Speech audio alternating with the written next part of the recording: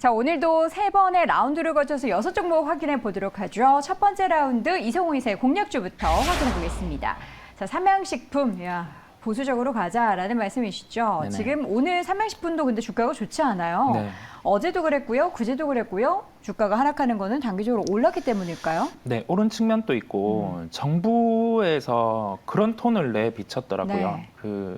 지금 음식료 쪽 제품을 파는 기업 같은 경우 단가 같은 경우를 좀 인상하지 못하도록 좀 권유하는 뉘앙스 그런 게 있다 보니까 정부에서. 있다 보니까 조금 조정이 나오는 모습이 나타나고 있고요. 네. 그냥 기업의 특징 중에 하나를 보고 갈게요. 우리가 음식료 업종을 살펴보고 그 중에서 뭐 라면 또는 과자 이쪽 제품을 파는 기업 같은 경우는 일반적으로 좀 고정적으로 나가는 비용이 계속 있어요. 그다음에 변동비 같은 경우는 판매가 늘수록 뭐 포장이라든지 그런 요소가 느니까 함께 나가는 거고, 그다음에 일반적으로 내수 쪽이 강한 기업이 많아요. 내수 중심으로 해서 수출이 일부 확대되는 기업들이 있는데 이 수출이 확대되는 퍼센트가 늘어날수록 뭐 당연하긴 하지만 멀티플이 좀 좋아지게 됩니다. 이 멀티플이라고 하면은 시장에서 바라보는 거두는 이익 대비해서 얘를 배수로 어느 정도 주지 하는 게 멀티플인데, 국내만 나가는 기업은 한 7에서 8배.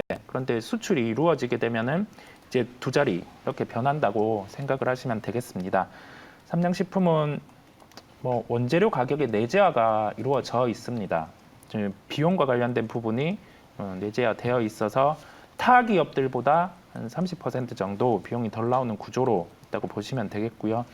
최근에 뭐 불닭볶음면 이런 게 잘 팔리는 건 알고 있는데 잘 팔린다고 기업이 주가가 되면 뭐 지금 시장에서 안 빠지는 기업들이 있지 않을까 싶습니다. 네. 예. 그런 관점에서 삼양식품 말씀해 주셨고요. 지금 이제 주가의 단기적인 조정 가운데 목표가를 그러면 좀 설정을 해보도록 하겠습니다. 매수가는 10만 5천 원인데 네. 뭐 굳이 오늘 이걸 급하게 사야 되겠나 싶기도 해요. 지금 10만 4천 원이고요. 네, 뭐 정부 쪽의 그런 스탠스의 변화도 있고 하다 보니 좀 네. 그런 영향도 받을 수 있는 점 생각을 해보고 매매 관점에서는 뭐 현재가 대입은 가능한데 네. 대신에 좀 손절가를 타이트하게 지키셔야 돼요. 매수가에 5% 제시해드리고 목표가는 11만 5천 원입니다. 11만 5천 원 같은 경우는 최근에 주가 같은 경우에 상단 구간이다 보니까 그 정도로 제시드리게 됐습니다. 네, 자, 첫 번째 종목은 삼양식품 말씀해 주셨는데요. 지금 이제 제시해 주셨던 매수가보다는 주가가 살짝 내려와 있기에 지금 구간에서도 공략 가능한 종목으로 확인을 해봤고요. 목표 주가는 11만 5천 원 함께 체크해 주시기 바랍니다. 자, 두 번째 김민수 대표의 공략주 이어서 보도록 하죠. 넥센타이어. 어떻게 보면 삼양식품과 마찬가지로 시장이 안 좋아도 뭐 업황이나 앞으로의 매출에 대한 긍정적인 전망이 있는 종목을 고르신 것 같아요. 네, 이런 때일수록 그래도 찾아야 될 거는 실적 변화가 될 수 있는 종목들이 네. 무엇일까라는 쪽에 고민이 계속 들어가는데 그중에 하나 타이어 쪽에서도 가장 안 좋았다가 좋아질 수 있는 쪽, 네. 이쪽에 대한 변화를 보고 있는데 일단 넥슨 타이어 같은 경우 다 아시는 것처럼 타이어죠. 네. 네, 타이어긴 한데 2분기 실적 보다 보니까 회복세가 좀 눈에 띄었다라고 바라보고 있고 게다가 또 보통 지금 상황에서 이제 북미가 가장 눈길이 간다고 봐야 될 것 같습니다. 네. 북미 매출이 2천억 대가 넘어가면서 사상 최대 실적을 찍었다라고 하게 되면 어차피 그나마 버티는 나라에서 지금 체력이 버티는 나라에서 잘 파는 현상이 나왔을 때 변화를 좀 지켜보자라고 봐야 될 것 같고, 게다가 또 작년이었죠. 반덤핑 이슈가 나오면서 이 부분 이후에 영업망을 회복하는 과정이 보여진다라고 보여지고 있고요. 게다가 또 작년 하반기부터 여러 가지 인플레이션 부담이 들어오다 보니까 판매가를 인상했습니다. 그런 효과가 이제 들어오는 것 같은데, 근데 원가는 떨어집니다. 지금 최근에 나오는 상하이 컨테이너선 운임지수 같은 경우는 한 9월 달만 들어서 한 20% 가까이 하락했죠. 네. 네, 그런 쪽에서 천연 고무 가격도 하락합니다. 그런 쪽이 한 8%대 하락하다 보니까 네. 원가는 떨어지고 비용은 줄어드는데 판매가는 올렸던 효과가 이제 그대로 하반기에 나온다라고 하게 네. 되면 3분기는 영업이익이 한 100억대로 돌아갈 것 같고요. 그래서 흑자 전환되면서 내년까지 보면 영업이익이 한 1,400억대 이제 정상화되는 과정이 나오는 거죠. 네. 그랬을 때 지금 실종이 7천억대라고 하게 되면 뭐 요즘 안 싼 게 어디 있겠습니다만 네, 그래도 저평가로 봐야 될 것 같고요. PBR 0.48배입니다. 네. 이 정도면은 좀 버티는 모습들이 나오지 않나라는 생각 쪽에 포인트를 맞추겠습니다. 네, 넥센타이어 그럼 이어서 가격 전략 좀 보도록 하겠습니다. 네, 그냥 지금 가격대 한 7,000원대 초반 정도에는 진입하는 쪽으로 바라보고 있고요. 네. 일단 손절가는 좀 짧게 잡았습니다. 한 6,700원대 말씀을 드리고 싶고요. 목표가는 일단 9,200원대로 실적 확인되게 되면 저평가가 벗어나는 가격대 정도로 말씀드리겠습니다. 네, 두 번째 종목은 넥센타이어 확인해봤습니다. 사실 지금 시점에서 저희가 이제 공략주를 고르고 여러분과 함께 종목에 대한 이야기를 한다는 것 자체가 굉장히 어려운 구간입니다. 그럼에도 불구하고 우리가 이 틈새 시장, 그러니까 수익률을 계속해서 조금이라도 챙기기 위해서 종목 발굴 함께하고 있으니까요. 여러분도 참고해 보시면 좋을 것 같고요. 자, 두 번째 라운드 이어서 보도록 하겠습니다. 첫 번째 이성홍 이사의 종목 셀트리온 헬스케어. 이 종목 최근에 보니까 기관이 계속 사면서 주가 회복하고 있더라고요. 네. 좋은 게 있나 봐요. 잘 모르겠어요. 좋은 게 있는지 그럼 모르겠는데 수급적인 그냥 영향일 뿐일까요? 좀 바뀌는 요소가 있는 점이 가능성이 있었고 그게 일부 현실화됐고 일부는 또 가능성으로 네. 존재를 하고 있어요. 예, 그 점을 한번 말씀드리고 그 셀트리온 헬스케어를 왜 접근하게 됐는지까지 네. 말씀드리도록 하겠습니다. 네. 대표적으로 셀트리온 그룹 중에서 셀트리온 헬스케어 같은 경우는 특정 제품 같은 경우가 유럽 시장의 점유율이 늘어날 때 주가는 반응을 해왔습니다. 네. 그리고 이 특정 해외 시장 말고도 한 가지 사이트가 추가가 되면은 주가는 또 반응을 해왔습니다. 그렇죠. 그 사례에서 지금 램시마 SC라는 부분이 유럽 점유율이 상승을 하고 있어서 주가의 반응이 나타나고 있고요. 그다음에 내년 하반기 같은 경우 휴미라라는 그 약이 특허 만료가 있어요.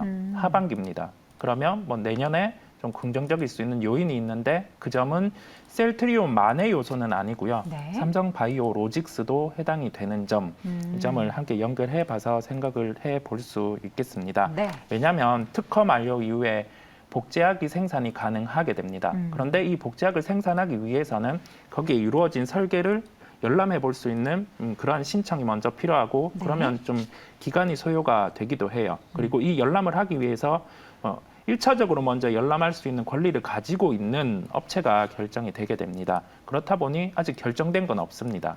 그렇지만은 하나의 그런 가능성, 긍정적일 수 있는 요소를 열어두면서 생각해 볼 필요가 있다는 점에서 말씀을 드리게 되었고 네. 이 부분은 그냥 기업적인 면이에요.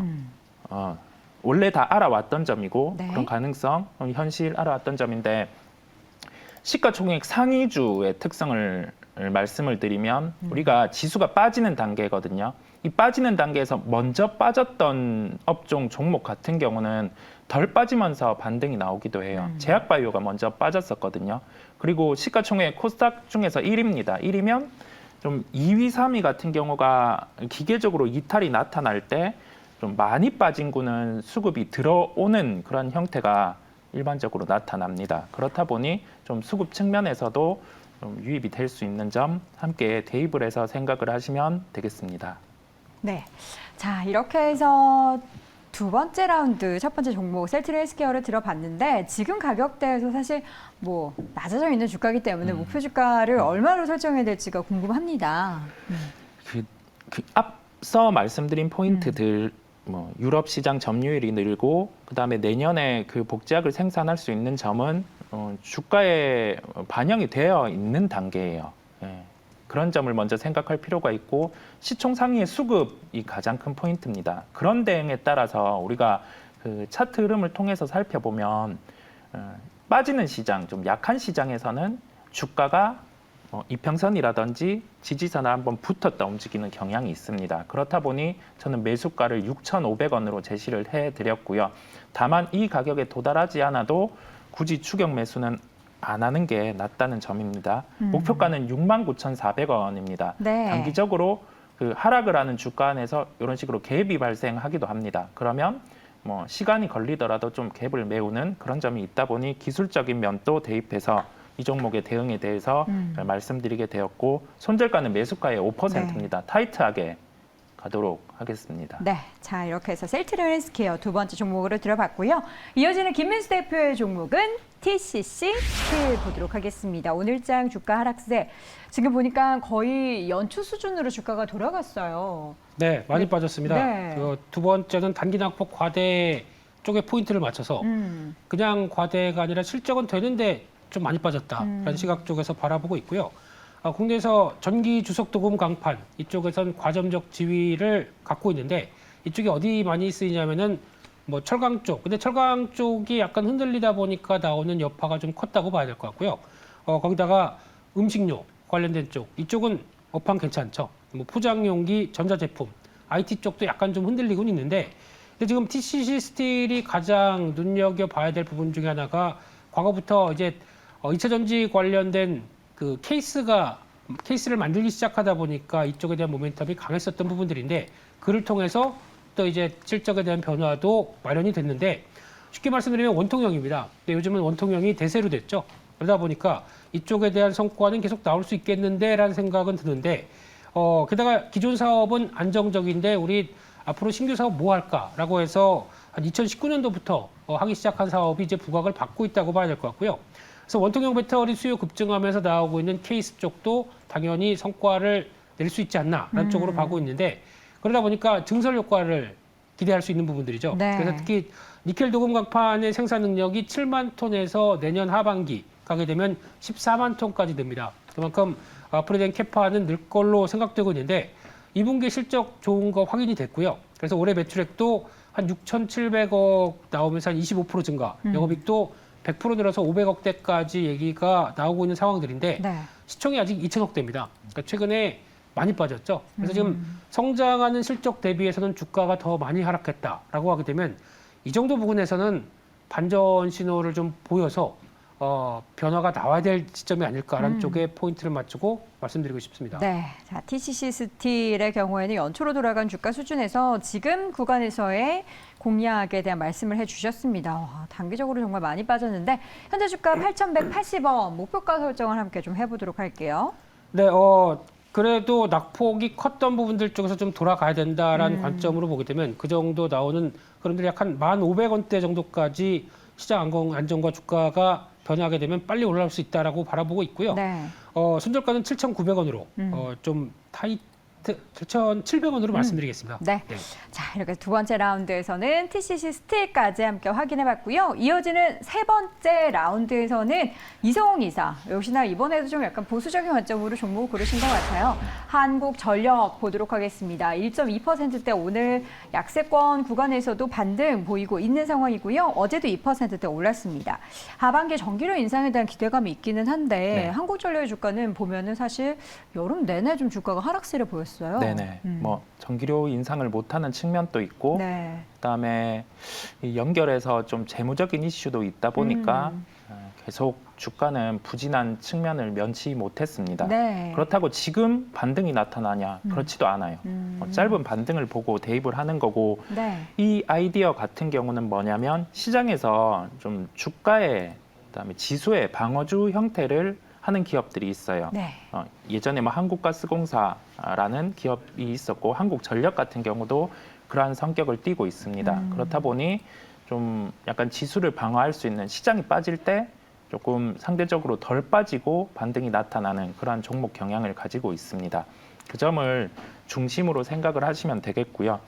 지금 실적은 3분기도 좋지 않습니다. 4분기도 좋을 요인은 없어요. 그런데 재무구조 개선을 위해서 뭐 가지고 있는 지분 같은 경우를 뭐 매각하는 부분, 그 다음에 또 뭐 이 차입의 요소가 있는 부분을 해소하는 점, 그 점을 긍정으로 들 수가 있겠고요. 원자재 가격 같은 경우도 좀 안정을 찾는다고 하면 네. 실적에는 나아질 수 있는 구간이 존재를 한다고 보입니다. 그런데 이 부분이 개선이 돼도 크게 실적은 나아지는 점은 아니에요. 전기요금 인상 부분이 어떻게 나타나는지 주목을 할 필요가 있겠고, 뭐 시장의 조정, 변동 안에서 좀 방어 형태를 갖추고 있다는 점을 가장 크게 기억을 하고, 여기에서 시장이 만약에 반등이 나오는 요소를 통해서 장이 떠오를 때는 이런 종목은 빠질 수 있는 점을 기억을 해야 되겠습니다. 가격적으로는 지금 가격 추이 같은 경우가 절대적으로는 이렇게 빠져 있는 구간이에요. 빠지고 좀 덜 빠지면서 소위 말해서 변동성을 줄이고 있는 구간인데 네. 좀 급하게 지금 뭐 주식을 늘리고 공격적으로 진입을 한다라는 개념보다는 좀 가격대를 정해놓고 접근을 하는 게 낫다는 점에서 매수가는 19,200원을 네. 제시를 해드립니다. 19,200원 같은 경우는 이게 반등이 나올 때 첫 반등이 나왔던 지점, 중복적으로 두 번째 반등이 나왔던 지점의 네. 중복 지점이라서 언급을 드리게 됐고요. 목표가는 28,800원입니다. 네. 왜냐하면 이런 종목 같은 경우 하락을 했다가 반등이 나올 때 저항이 되는 시점이 중기 이평선 정도라서 28,800원을 말씀드리게 되었고요. 손절가는 18,500원입니다. 네. 자, 이렇게 해서 첫 번째, 세 번째 라운드의 첫 번째 종목 한국전력을 들어봤고요. 이렇게 좀 보수적인 관점에서 종목을 골라야 할 때 한국전력 함께 확인해 보시면 좋을 것 같습니다. 자, 마지막 종목 보도록 하겠습니다. 김민수 대표의 종목은 오늘 같은 시장에서 이렇게 오르는 종목이 있다니요. 5% 넘게 오르고 있는 현대일렉트릭인데요. 이 종목은 뭐 오늘 오르는 것뿐만 아니라 최근에 뭐 단기적인 조정이 있긴 했지만 여름에 주가가 엄청 많이 올랐어요. 오늘 이렇게 오르는 데는 뭐 특별한 이유가 있나요? 어제 고른 종목입니다. 네. 네. 그런데 이게 지금 어제부터도 에너지 쪽에 관심이 높다 보니까 계속 관심 가져야 될 게 변압기다. 뭐 그래서 전력기기다라고 해서 어제 재룡전기 말씀드렸던 네. 부분들의 연장선상으로 보고 있는데 이제 가장 큰 형님이죠. 근데 이쪽도 그러면 제일 최대 수혜가 아니겠느냐라는 관점 쪽에서도 바라보고 있는데 변압기부터 뭐 고압 차단기 또 배전반 중저압기 전력기기 쪽에 여러 가지 다 하는 회사고요.